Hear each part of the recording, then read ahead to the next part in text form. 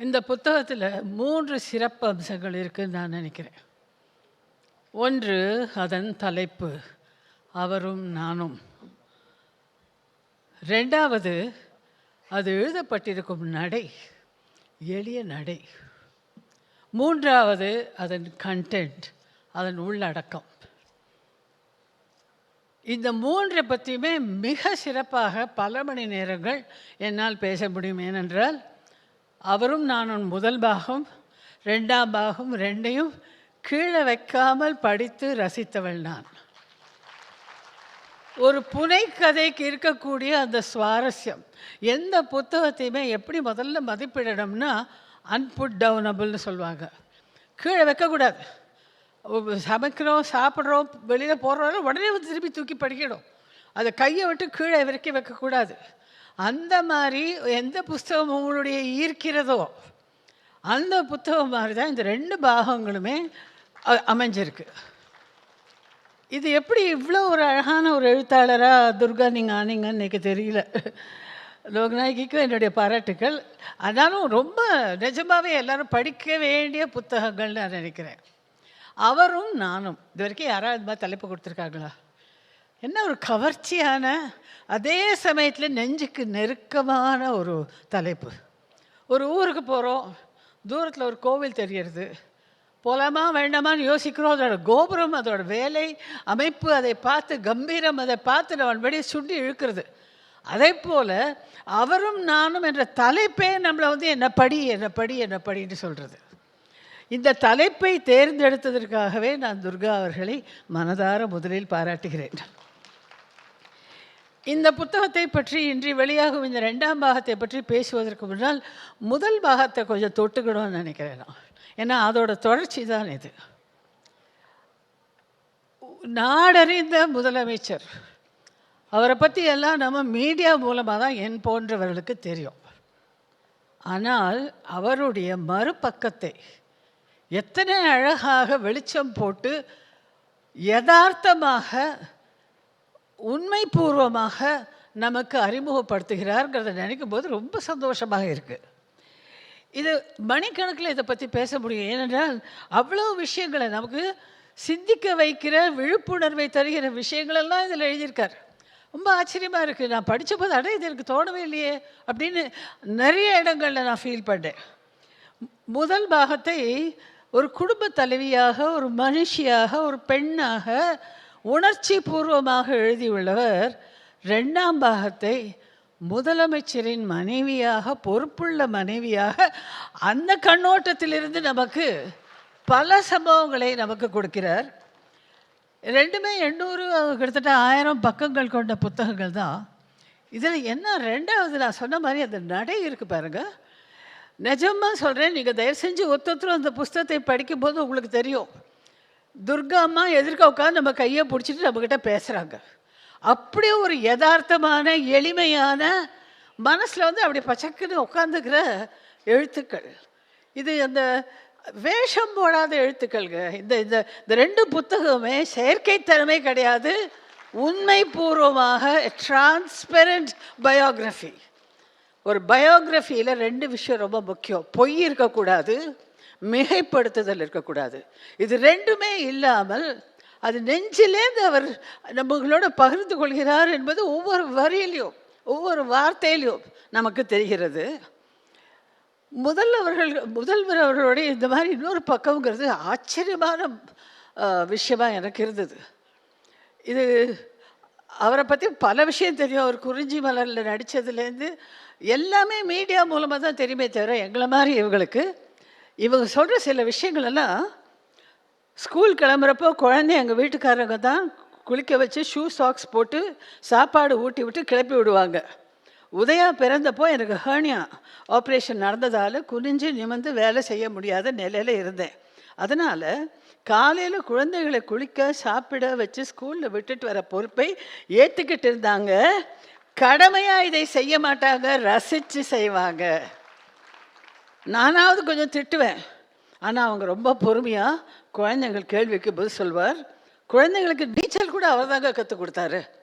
இந்த மாதிரி விவரங்களை எல்லாம் படிக்கும்போது நமது முதல்வரின் மறுபக்கத்தை அந்த மனித நேயம் நிறைந்த பாசம் மிகுந்த ஒரு தகப்பனின், கணவனின், மகனின் முகத்தை நமக்கு அவர் அறிமுகப்படுத்தும் போது, அட இதெல்லாம் அவருக்குள்ளே இருக்கா, is is such a fine person as a பர்சனுங்கிறதுலாம் நான் ரொம்ப ஆச்சரியப்பட்டு போனேன், ரொம்ப சந்தோஷப்பட்டு போனேன். ஏன்னா 40 வருஷங்களுக்கு முன்னாள் நண்பர்களே, சமுதாயத்தின் மனோபாவம் எப்படி இருந்தது? முக்கியமாக ஆண்கள் இங்கே இருக்கவங்க நான் மன்னிக்கணும், ஆனால் ஆண்களின் மனோபாவம் எப்படி இருந்தது? நான் வீட்டு வேலையெல்லாம் செய்ய மாட்டேன், குடும்ப பொறுப்பு, குழந்தையெல்லாம் கவனிக்க மாட்டேன், இப்படி தானே பல ஆண்கள் இருந்தாங்க.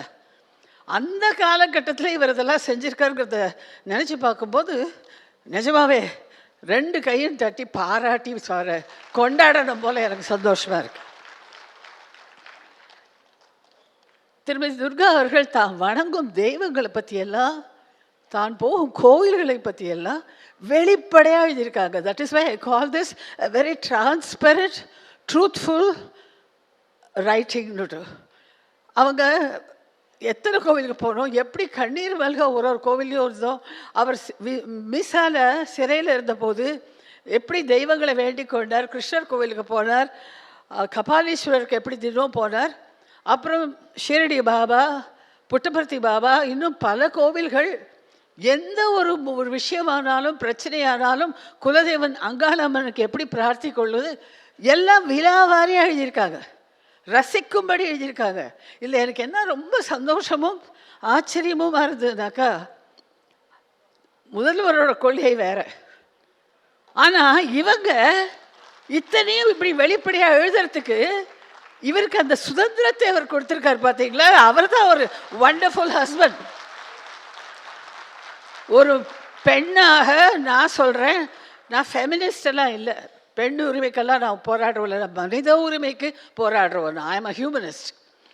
எனக்கு ஆனால் ரொம்ப சந்தோஷமாக இருக்குது, இவர் சின்ன வயசில் குழந்தைகளை வளர்ப்பில் பங்கெடுத்ததும். முக்கியமாக அவங்க புது வீட்டுக்கு போகிற சமயத்தில் துர்கா கேட்டிருக்காங்க, எனக்கு ஒரு பூஜாரை வேணுங்க, வச்சுக்கோ அப்படின்னு இருக்கார். தன்னை பற்றின தன் இமேஜ் பார்ட்டியில் வெளியில் பொதுமக்கள்கிட்ட பாதிக்கப்படுமோங்கிற அந்த பயமே இல்லாமல் நேர்மையாக உண்மை பூர்வமாக மனைவிக்கு எது பிடிக்குமோ நீயா இரு, அவங்களா இருக்க விட்டுருக்கார். தன்னுடைய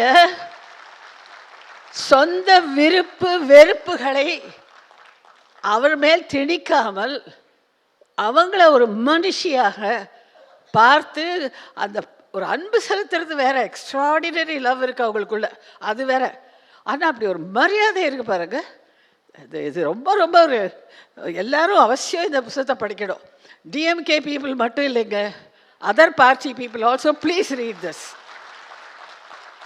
நிச்சயமாகவே ஒரு கணவன், ஒரு மகன், ஒரு கணவன், ஒரு தகப்பன், ஒரு லீடர் எப்படி நடந்துக்கணும் அப்படிங்கிறதெல்லாம் அதில் அவங்க உள்ளத்துலேருந்து சொல்கிறாங்க. மிகைப்படுத்தலே கிடையாது, ஒன்றுமே மிகைப்படுத்துதல் கிடையாது. இதில் அவங்க ஒரு இடத்துல சொல்கிறாங்க, அவருடைய அரசியல் விஷயங்கள்லாம் பற்றி கூட அவர் நிறைய பேசுகிறாங்க. முதலமைச்சரான பிறகு அளவற்ற மதிப்பு மரியாதை எல்லாம் இருக்குது. அவருடைய திட்டங்களை பற்றியும் அவை பெரும் பாராட்டுக்களையோ அல்லது விமர்சனங்களை பற்றியோ ரொம்ப அழகாக அதில் எழுதியிருக்காங்க. காஞ்சிபுரம் மேடையிலே துர்கா எனது பாதின்னு சொன்னதை ரொம்ப பெருமையாக நினச்சி சந்தோஷப்படுறாங்க. பெண்களுக்காக அவர் கொண்டு வந்திருக்கிற திட்டங்கள், இலவச பஸ் பயணம், அப்புறம் உரிமை தொகை, அப்புறம் புதுமை பெண் திட்டம், இன்னும் எல்லாத்த பற்றியுமே ஓரளவு விளக்கமாக எழுதுகிறார்கள். ஆனால் அதில் பிரச்சாரவாடையே கிடையாது. அதுதான் எனக்கு ரொம்ப பிடிச்சது. இந்த கட்சியை பிரச்சாரம் பண்ணுறாப்புல இதெல்லாம் அவர் பிரச்சாரவாடையே இல்லை, அது அரசியல் தான் அதில் இருக்கிறது. ஆனால் அரசியல் அந்த ஒரு பெண்ணின், ஒரு குடும்ப தலைவியின், முதலமைச்சரின் மனைவியின் கண்ணோட்டத்திலிருந்து வெளிப்பட்டது. அதனால் அதை படிக்கணும் போது தான் தோடித்தே தவிர எதுக்கு இதெல்லாம் சொல்கிறாங்க அப்படிங்கிறது புரியல. இவங்க துர்காக்கும் முதல்வருக்கும் நடுவில் ஒரு ஆழமான அன்பு இருக்குங்க. அதை துர்கா அதுவும் எல்லாத்தையும் விட அவர் சொல்கிறார், என் கணவர்கிட்ட நான் தாய்மையை உணர்ந்தேன். அதுக்கு ஒரு உதாரணம் இருக்குங்க. அவங்க கல்யாண நாள் அன்னைக்கு ஏதோ சாப்பிட்ட சாப்பாடு அலர்ஜி ஆகி வீட்டுக்கு வந்த உடனே துர்காவுக்கு தொண்டையில் ஏதோ அடைச்ச மாதிரி இருந்திருக்கு. அவள் விரலை விட்டு அதை என்னமோ எடுக்க பார்த்துருக்காங்க, ரத்தமாக வாந்தி. முதல்வர் நடுங்கி போயிருக்காரு. படன்னு உடனே அள்ளி போட்டுன்னு காவேரி ஹாஸ்பிட்டலுக்கு போய் இது இஎன்டி சம்மந்தப்பட்டதில் உடனே தூக்கி கொண்டிருந்த மோகன் காமேஸ்வரனை எழுப்பி அவரை வர சொல்லி பார்த்து இது அலர்ஜி இதெல்லாம் சரியாக போச்சு. அவங்க ஏதோ எடுக்கிறதுக்காக குறைஞ்ச போது அந்த கட்டி உடைந்து ரத்தமெல்லாம் வெளியில் வந்திருக்கு. அது ரொம்ப நல்லது தான், நீங்கள் சமயத்தில் வந்தீங்கன்னு சொல்லி அவர் சொன்னபோது அந்த இரவு பூராவும் கணவரை பார்த்தபோது ஒரு அம்மா தனக்கு இத்தனையும் பண்ணுற மாதிரி தான் அவர் நினச்சிருக்காங்க. என் கணவரிடம் நான் தாய்மையை உணர்ந்தேங்கிறார். ரொம்ப பிடிச்சது எனக்கு இந்த இடங்கள்லாம். Really really nice. கேள்வி பதில் இந்த புஸ்தகத்தில் ஒரு சிறப்பு அம்சமாக சேர்த்துருக்காங்க. வாசகர்கள் பகிரங்கமாக கேட்குறாங்க, அரசியல் பற்றி கேட்குறாங்க, அப்புறம் சில வம்பு வதந்தி பற்றி கூட கேட்குறாங்க, அந்தரங்கமாக பேசக்கூடிய விஷயத்த கூட கேட்குறாங்க. அதில் ஒரு கேள்வி பாருங்கள், கணவன் மனைவியாக உங்கள் இருவருக்கும் மனஸ்தாபம் வந்தால் முதலில் இறங்கி போவது யார் என்ற கேள்விக்கு நான் தான் எல்லாத்துக்கும் இறங்கி போவேன் என்றோ இல்லை அவங்க விட்டு தருவாங்கன்னு சொல்ல முடியாது. மனஸ்தாபத்துக்கு யார் காரணம், என்ன தப்பு என்பதை பொறுத்து இறங்கி மன்னிப்பு கேட்போம். நான் ஏதாவது தவறு செய்து விட்டேன் என்றால் அது பற்றி ஃபீல் செய்து நானே மன்னிப்பு கேட்டு விடுவேன். அதே போல தான் எங்கள் வீட்டுக்காரங்களும். இதில் இருவருமே ஈகோ பார்க்க மாட்டோம். சின்னதாக சண்டைகள் இருப்பது இயற்கை தானே, வீட்டுக்கு வீடு வாசப்படி. ஆனால் ஒரு விஷயம், எங்கள் வீட்டில் எங்கள் இருவருக்கும் இடையில் எந்த மனஸ்தாபம் வந்தாலும் ஒரு சில மணி நேரங்களில் அது தாங்காது. இருவருமே தன் தரப்பு விளக்கத்தை சொல்லி பேச ஆரம்பித்து விடுகிறோம். இது எவ்வளோ ஒரு ஃப்ராங்க் ஆன்சர். அவரும் விட்டு கொடுக்க மாட்டேன், நானும் விட்டு கொடுக்க மாட்டேன், யார் தப்போ அவாதான். இதெல்லாம் எனக்கு இந்த மாதிரி விஷயங்கள்லாம் அதில் ரொம்ப நிறையா இருக்குங்க. நீங்களாம் படித்தா தான் அவங்களுக்கெல்லாம் தெரியும். துர்கா அவர்கள் ஓசைப்படாமல் நிறைய நல்ல காரியங்கள் செய்கிறாங்க. அதெல்லாம் கூட எனக்கு ஆச்சரியமாக நியூஸாக இருந்தது. ஏன்னா இதெல்லாம் ரொம்ப மீடியாவில் வரல. ஆதரவற்ற முதியோர்களுக்கு ஒரு இல்லம் ஆரம்பிக்கணுங்கிற ஆசைப்பட்டு அவருடைய மகள் செந்து என்கிற செந்தாமரை ரொம்ப அழகாக அதை திட்டமிட்டு இப்போ 100 பேர் இருக்காங்க. ஒரு அனாதை முதியோர் இல்லம் ஆரம்பித்து அதில் அவ்வளோ நல்ல குவாலிட்டி லைஃப் அவங்க கொடுக்குறாங்க. இதே போல் துர்கா எங்கேயோ படிச்சிருக்காங்க. கேன்சர் பேஷண்ட்டுக்கெல்லாம் அந்த கீமோ எடுக்கும்போது தலைமையிலெல்லாம் கொட்டி போயிடும். அவங்களுக்கு விக்கு படுறதுக்கு முடி தேவைப்படுது. ஒரு பெண்ணுக்கு முடி எவ்வளோ முக்கியம். அவங்களுக்கு நீளமான முடி, அதை எடுத்து கட் பண்ணி விக் பண்ண கொடுத்துருக்காங்க ஒரு தடவை. இது எப்பேற்பட்ட இந்த மாதிரி தானத்தை எல்லாம் எத்தனை பெண்கள் பண்ண முன் வருவோம் சொல்லுங்கள். ஐயோ என் முடி போச்சுன்னா எனக்கு பிடிக்காதுப்பா, ரொம்ப அசிங்கமாக இருக்கும். அது வளர்ந்துட்டு போகிறது எவ்வளோ ஒரு நிறைய விஷயங்கள். அப்புறம் குழந்தைத்தனமான துர்காவை கூட என்னால் நிறைய இடத்துல பார்க்க முடிஞ்சுது. ஹாட் ஏர் பலூனில் நீங்கள் எத்தனை பேர் போயிருக்கீங்க? நான் என்னோடய 75வது வயசில் போனேன். இவங்களும் கிட்டத்தட்ட ஃபியூ இயர்ஸ் பிஃபோர் ஆஸ்திரேலியா போயிருக்கச்சு ஹாட் ஏர் பலூனில் போயிட்டு அந்த அனுபவம் எப்படி இருந்ததுன்னு விவரிக்கிறாங்க. ராத்திரி பூரா பெரிய பலூனுங்க, ராட்சச பலூன். அதை இந்த கட்டடத்தில் கால்வாசி இருக்குன்னு வச்சுக்கோங்களேன். அதை தரையில் படுக்க போட்டு அதுக்குள்ளே ஹீலியம் அந்த கேஸை ஃபில்அப் பண்ணிகிட்டே இருப்பாங்க. அது கீழே ஒரு பெரம்பாலான தொட்டி இருக்கும், ஒரு பெட்டி மாதிரி ஒன்று இருக்கும் திறந்தது. அதில் நம்மளை ஒரு 6லேருந்து 8 பேரை உட்கார வைப்பாங்க. அது அவங்க அந்த கால வேலை வந்த உடனே விடிகாலையில் 4 மணிக்கு தான் 5 மணிக்கு தான் இதெல்லாம் எடுப்பாங்க. ஒரு பெரிய பேர்னரை வச்சு அதை கொளுத்திட்டு அந்த பேர்னரோட ஃப்ளேம் போய் அந்த பலூனில் படும்போது அந்த காற்று ஹீலியம் மேலே இருக்கிறதுக்கு அது அப்படியே புஷ்ஷன்னு மேலே கிளம்பும். அப்படியே மெல்ல போய் ஒரு பறவை போல் மிதந்து நம்ம பறக்கலாம். அவங்களுக்கு நடந்த அதே அனுபவம் எனக்கும் ஆச்சு. அது கீழே இறக்கச்சே கொஞ்சம் தடால்னு அந்த தொட்டி கீழே விழும். அது அப்படியே சைடில் சாஞ்சிரும். எனக்கும் கையில் அடிபட்டது. அதே மாதிரி அவங்களும் அந்த தொட்டி சாஞ்ச போது பயந்து போயிட்டேன் அப்படி எழுதியிருக்காங்க. என்ன மாதிரி விஷயத்தெல்லாம் ஒரு லைஃப்பில் ஒரு ரசனை மிக்கவங்க அவங்க வீட்டில் பிரம்ம கமலத்துலேருந்து அத்தனை விதமான பூக்களும் இருக்குது. எத்தனை பேருக்கு பிரம்ம கமலம்னா என்னன்னு தெரியும்? அது எத்தனையோ வருஷத்துக்கு ஒரு தடவை பூக்கும். ரொம்ப அற்புதமான பூ, அது ரேர். அந்த மாதிரி விதவிதமான ஒரு அபூர்வ தாவர வகைகளெல்லாம் வச்சுருக்காங்க அவங்க. ஷீ என்ஜாய்ஸ் க்ரீனரி, தோட்டம், இந்த மாதிரி ட்ராவல்ஸ் அண்ட் வரவோடு இருக்கிறது, அந்த குடும்பத்தில் இருக்கிற பாசம், பந்தம், பொண்ணு புள்ள பேரங்கள் பேத்தி தங்கைகள் எல்லாரோடையும் எப்படி ஒரு ஒரு குடும்பம்னா எப்படி இருக்கணும், பந்த பாசம்னா என்ன, விட்டு கொடுத்தல் என்றால் என்ன, எப்படி வாழ வேண்டும், எத்தனையோ விஷயத்துக்கு you are a role model Durga. You are. இது நான் பெருமைக்காக சொல்லலை, அவங்கள மோசடி பண்ணணும்னு நான் சொல்லலை.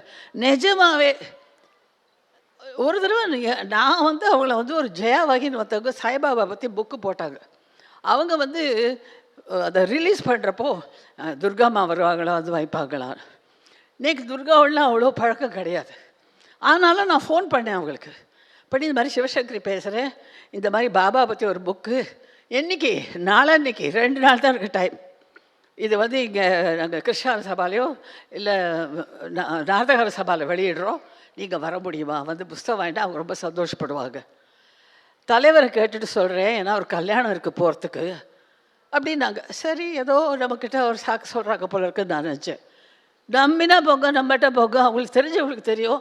மறுநாள் டான்னு ஃபோன் பண்ணிட்டாங்க. பண்ணி அவர் போக சொல்கிறாருங்க, நான் வரேங்க, புஸ்தகத்தை வாங்கிட்டு கொஞ்ச நேரம் இருந்துட்டு கிளம்பிட்டுப்பாங்க, புஷாக இருக்க முடியாது, ஏன்னா கல்யாணத்துக்கு போகணும். எவ்வளோ ஒரு எளிமை. ஈகோ கிடையாது, தற்பெருமை கிடையாது, தலகரம் கிடையாது. யார் வேணால் அவங்கள அக்சஸ் பண்ணி அவங்கள்ட்ட பேசலாம். இதே சிரிப்பு. She's a very transparent person. அதனால தான் இந்த மாதிரி ஒரு டிரான்ஸ்பரண்ட்டாக உண்மை பூர்வமாக ஒரு அழகான ஒரு நல்ல விஷயங்களை நமக்கெல்லாம் சிந்திக்க வைக்கக்கூடிய விஷயங்களை கொண்ட புத்தகங்களை தருவது முடிஞ்சுது. இந்த புத்தகத்தை எழுதின லோகநாயகி பற்றி கண்டிப்பாக நான் பேசியே ஆகணும். பேச்சு தமிழை எழுதுறது ரொம்ப கஷ்டம். அவங்க பேசின்னு போயிடுவாங்க, இவங்க ரெக்கார்ட் பண்ணிப்பாங்க. சில சமயம் நம்ம பேசும்போது, இப்போவே நான் பேசுகிற போது ஏதாவது சில சென்டென்ஸை பாதியில் நிறுத்திட்டு இதை தாவி இருப்பேன், ஒரு சென்டென்ஸை பூர்த்தி பண்ணியிருக்க மாட்டேன். இதெல்லாத்தையும் அட்ஜஸ்ட் பண்ணி எடிட் பண்ணி அதை கோர்வையாக கொண்டு வர்றது ஒரு பெரிய காரியம். அதை அவ்வளோ அழகாக பண்ணியிருக்கீங்க. என்னுடைய மனமார்ந்த பாராட்டுக்கள். ரொம்ப அருமையான புக்காக மனுஷபுத்திரன் கொடுத்துருக்காரு. எவ்வளோ ஃபோட்டோஸ், அது ஒரு ஃபோட்டோவும் கிளாரிட்டியோடு அவ்வளோ நல்லா இருக்குது. Production is excellent. கங்க்ராச்சுலேஷன்ஸ். இது இவங்களை பற்றி ஒரே ஒரு வார்த்தை சொல்லிவிட்டு நான் என்னோட முடிக்கிறேன். கணவன் மனைவி 2 பேரும் ஆதர்ஷ தம்பதின்னு அவங்க சொன்னாங்க. எனக்கு they are made for each அதர்னு தோன்றுறது. Made for each other. காம்படிஷனுக்கு போகலாங்க அவங்க, அந்த மாதிரி அவ்வளோ பர்ஃபெக்ட். இவங்க 2 பேரை விட நான் வயசில் மூத்தவோ. அந்த மூத்தவள் என்ற முறையிலே 2 பேரும் இதே அன்பு, இதே பரஸ்பர மரியாதை, இதே ஆரோக்கியம், இந்த மாதிரி நீங்கள் நினைக்கிறதெல்லாம் அவர் நினைக்கிறதெல்லாம் சாதித்து ஒரு அர்த்தமுள்ள வாழ்க்கையை நீங்கள் வாழணும்னு நான் வாழ்த்துறேன், பிரார்த்திக்கிறேன். அர்த்தமுள்ள வாழ்க்கைங்கிற போது எனக்கு ஒரு குட்டி கதை ஞாபகத்துக்கு வருது. எழுத்தாளராக உங்கள் முன்னாடி நிற்கிறேன், ஒரு கதை சொல்லட்டா? எப்படி? எனக்கு பிடிச்ச கதை, அர்த்தமுள்ள கதை. ஒரு குரு இருந்தார். அவர் தன் ஸ்டூடெண்ட்ஸ்க்கெல்லாம் கிளாஸ் எடுத்துகிட்டு இருக்கச்சே, ஒரு 40 வயசு தக்க இளைஞன், தலையெல்லாம் கலைஞ்சு போயிருந்தது, கண்ணு செவந்திருந்தது, டிஷர்ட். அவனை பார்த்தாலே தெரிஞ்சது ஏதோ தூக்கம் இல்லாமல் ஏதோ ஒரு விஷயத்தில் அவஸ்தைப்படுறாரு, இருப்பு கொள்ளாமல் தெரிஞ்சது. பரன்னு வந்தார். வந்துட்டு இந்த குருக்கிட்ட நமஸ்காரம் பண்ணிவிட்டு, என்னப்பான்ன போது, நீங்கள் ரொம்ப என்லைட்டன்ட் சோல்னு சொல்கிறாங்க, எனக்கு ஒரு கேள்வி இருக்குது, அந்த கேள்விக்கு யாருமே பதில் சொல்ல மாட்டேங்கிறாங்க. நான் I've Khan to pillar to post போயிட்டேன், நான் ஒத்துருமே பதில் சொல்லலை. நீங்கள் சொல்லுவீங்கிற நம்பிக்கையில் வந்திருக்கேன். தயவு செஞ்சு என் கேள்விக்கு பதில் சொல்லி எனக்கு நிம்மதி கொடுங்க. என்னப்பா, என்ன கேள்வி? பிறப்பு என்றால் என்ன, இறப்பு என்றால் என்ன, எங்கிருந்து வருகிறோம், எங்கே போகிறோம், இந்த தயவு செஞ்சு கொஞ்சம் சொல்லுங்களேன். குரு மென்மையாக சிரிச்சுட்டு சொன்னாராம், அந்த ரூமில் ஒரு புக்கு இருக்குது, அது பேரை சொல்லி அதை போய் எடுத்துகிட்டு வாங்கினாராம். அவன் போனோம், உடனே ஓடி வந்துட்டான். ஒரே இருட்டாக இருக்குது, கண்ணு தெரியலையே. ஒரு மெழுகுவத்தியை கொடுத்து ஏற்றிக்கோ. அதை ஏற்றிட்டு போய் அந்த மெழுகுவத்திய வெளிச்சத்தில் அந்த புத்தகத்தை எடுத்துக்கொண்டு கொடுத்துட்டு உடனே அவர் சொன்னாராம், மெழுகுவத்தியை ஊதியான அவன் ஊதி அணைச்சப்பறம் அவனுக்கு ரொம்ப கோவம்.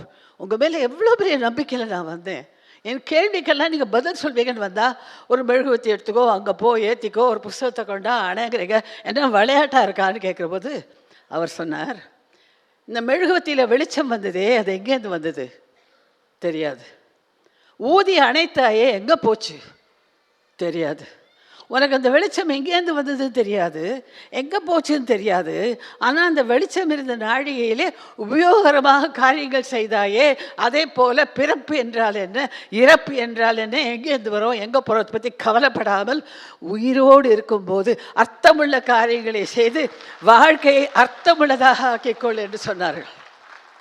அர்த்தமுள்ள வாழ்க்கை வாழும் திருமதி துர்கா ஸ்டாலின் அவர்களுக்கு என்னுடைய மனமார்ந்த வாழ்த்துக்கள், பாராட்டுக்கள்.